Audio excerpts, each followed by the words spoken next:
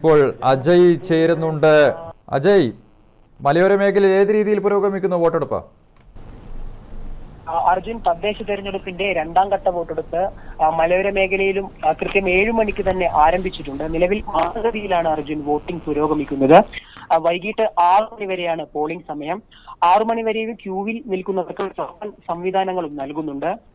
അതുപോലെ തന്നെ മാവോയിസ്റ്റ് ഭീഷണി നിലനിൽക്കുന്ന ബൂത്തുകളും പ്രശ്ന സാധ്യതാ ബൂത്തുകളും കൊട്ടിയൂർ, കേളകം, കണിച്ചാർ തുടങ്ങിയ പഞ്ചായത്തുകളിലുണ്ട്.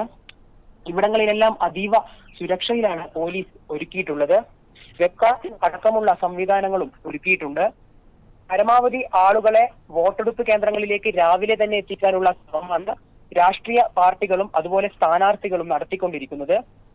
എവിടെയും മറ്റു പ്രശ്നങ്ങളൊന്നും തന്നെ ഇവിടെ റിപ്പോർട്ട് ചെയ്തിട്ടില്ല. അതുപോലെ തന്നെ മലയോര മേഖലയിൽ തവണ അതിശക്തമായ പോരാട്ടമാണ് നടക്കുന്നത്. വലിയ പ്രതീക്ഷയിൽ തന്നെയാണ് 3 മുന്നണികളും ഉള്ളത്. പേരാവൂർ പഞ്ചായത്തിൽ വർഷങ്ങളായി LDF ഭരണമാണ് നിലനിൽക്കുന്നത്.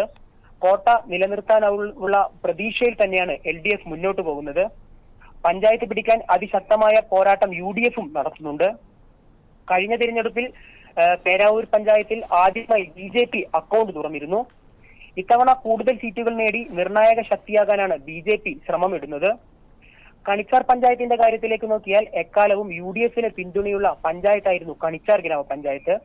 എന്നാൽ 48 വർഷത്തെ കോൺഗ്രസ് ഭരണം അവസാനിപ്പിച്ച് കഴിഞ്ഞ തവണ LDF ഭരണം നേടിയെടുത്തിരുന്നു.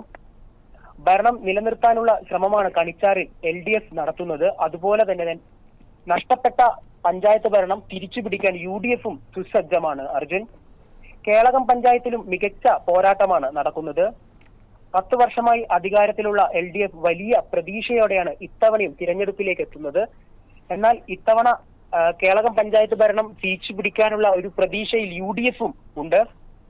കൊട്ടിയൂർ പഞ്ചായത്തിലേക്ക് പോവുകയാണെങ്കിൽ പ്രധാനമായും കഴിഞ്ഞ തിരഞ്ഞെടുപ്പിൽ 7 സീറ്റുകൾ വീതമാണ് ഇരുവർക്കും ലഭിച്ചിട്ടുള്ളത്. അതിനാൽ വളരെ വാശിയേറിയ പോരാട്ടമാണ് കൊട്ടിയൂരിൽ കാണാൻ സാധിക്കുന്നത്.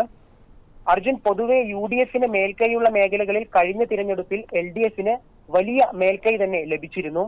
പേരാവൂർ ബ്ലോക്ക് പഞ്ചായത്തിൽ കൊട്ടിയൂർ ഒഴികെ എല്ലാ പഞ്ചായത്തും LDF ആണ് കരസ്ഥമാക്കിയത്.